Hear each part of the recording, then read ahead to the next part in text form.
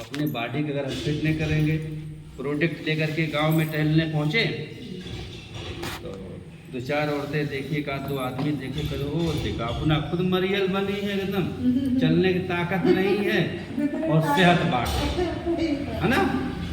तो लोग हमारे प्रोडक्ट पर बाद में निगाह डालेंगे, सबसे पहले हम पर निगाह डालेंगे। ये कितना, हमको जब साइनस था, दिक्कत थी, तो जब तक मैं ठीक नहीं हो गया मैं किसी से कुछ कहा नहीं, और जब मैं ठीक हुआ तो सबसे पहले एक पंडित जी थे मेरे दोस्त, सबसे पहले वो अपना कार्ड बनवाए। बोले इस प्रोडक्ट में सर पूरी ताकत है, भरपूर ताकत है, हमने आपकी बीमारी को भी देखा है और आपको ठीक होते भी देखा है।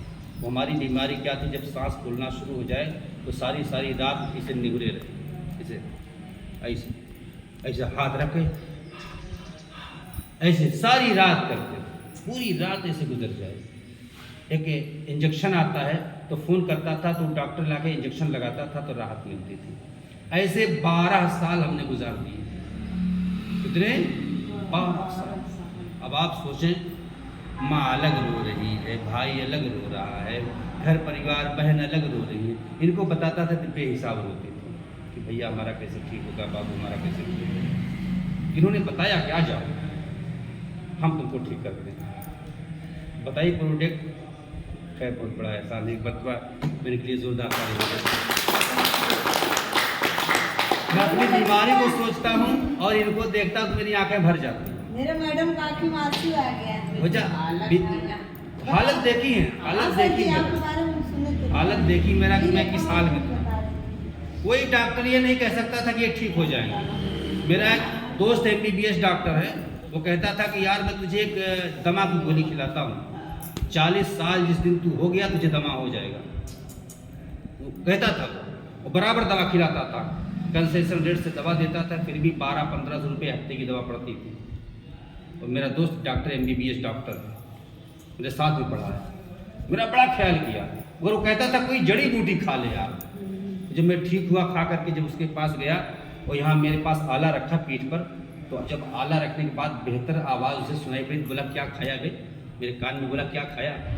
मैंने कहा गैनोडर्मा से बना प्रोडक्ट खाया रिएक्शन का। तो मेरे कान में धीरे से बोल रहा है, फिर पेशेंट बैठे थे, मैं भी खाता। अबे मुझे पहले क्यों नहीं बताया। मैंने कहा मुझे क्यों नहीं पहले बताया। बोला मैं 2003 से खाता हूँ, 2003 से खाता हूँ। और मिला का मुझे 2019 में 18 में मिला मुझे वो डॉक्टर। और खाता कब से हो? 2003 से। बोला मैं 5 साल का तब से कोको जी खाता हूँ, तब से कोको जी पीता हूँ, इसवालिना खाता हूँ।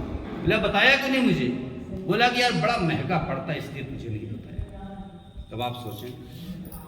तो खैर बात चल रही थी, अपने बॉडी को फिट करेंगे आप अपने बॉडी को ना, जम के खाओ सबसे पहले अपना, क्योंकि सेहत सबसे अनमोल खजाना होता है ना। हम अगर तंदुरुस्त हैं, हम अगर फिट हैं तो सब कुछ ठीक है।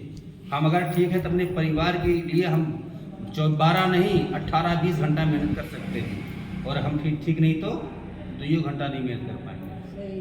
तो सबसे पहले क्या करना है, अपने आप को फिट करना है, अपने बॉडी को तंदुरुस्त बनाना है, अपने आप को मजबूत बनाना है।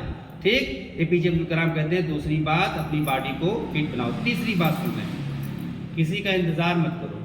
सबसे ज़्यादा कमी यही है, हम इंतज़ार करते हैं। रेखा जी कहती हैं कि फलाने आ जाएं तो हम निकलें।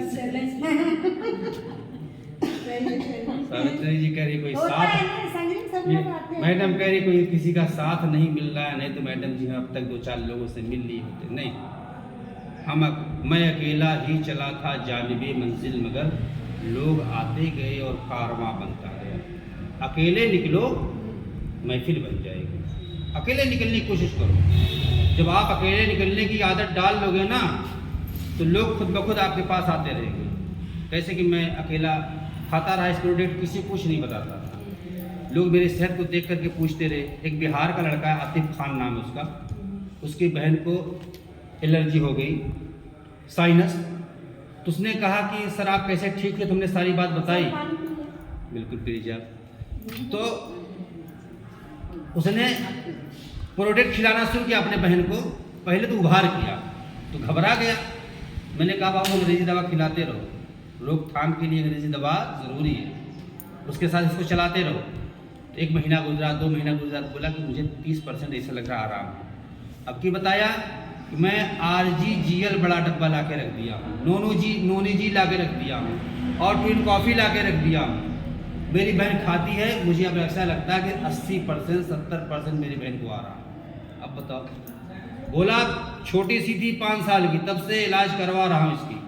आज ये बहन मेरी 22-23 साल 25 साल के आसपास है, बीमारी में जूझती रही, अब उसे ठीक हुआ है, 1 साल भी नहीं हुआ, 70-80% आराम से RGGL खिला रहा। पैसे की कमी नहीं है, 11,000 का प्रोडक्ट, पैसा बेहिसाब है उसके पास। बाप बेटा भाई सब के सब जो है सरकारी नौकरी में, कोई बैंक में है, कोई फौज में है, कोई कहीं है, बस सेहत नहीं थी। प्रोडक्ट खिलाना शुरू किया, पूरा परिवार प्रोडक्ट खा रहा, एकदम सुरक्षित हैं, सबके सब दुरुस्त हैं, बेहतर हैं, अच्छे हैं। बात क्या चल रही थी? किसी का इंतजार मत करो, अपने काम के लिए तनहा निकलना है, निकल जाओ, किसी का भी इंतजार ना करो। इंतजार बहुत बुरी बला है कि फला आवे तब हम निकलेंगे, नहीं, आप निकल पड़ो, फला खुद ब खुद दौड़ते हुए आपके पास आएंगे। आपकी बुलंदी को देखकर लोग आपके नीचे खुद ब खुद आ जाएंगे। जब पेड़ छोटा होता है तो उसके नीचे कोई बैठता है क्या? और जब बड़ा होकर के साया दे देता है तो एक बात क्या है सर, कोई जब कुत्ता को काटना होता है ना तो दौड़ के काटता है, किसी उसके पास नहीं जाता है। वही बात सही कही, किसी का इंतजार मत करो।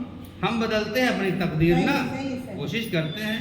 वो जो पुरानी कहावत है कि नसीबिया बिगड़ा रहा तो ऊँट पे बैठ के जा दौड़ के कुत्ता काट लेते हैं, ये तो बात सही है। और अब हम इसका बदला लेके कुत्ते को काटेंगे, इलाज करवाएंगे, नहीं इलाज करवाएंगे, तो सही बात है। हम अकेले निकलेंगे, क्या करेंगे? हम अकेले निकलेंगे। चौथी बात क्या है? APJ अब्दुल कलाम कहते हैं कि आलस को जिंदगी से निकाल दो। आलस को, आलस समझते हैं? आलस क्या है रेखा जी बताएं? आलस यही समझते हैं सर जी, सो जाते हैं, बैठ जाते हैं, उठने का चलने का दिल नहीं। आलस हम बताएं हकीकत में क्या है?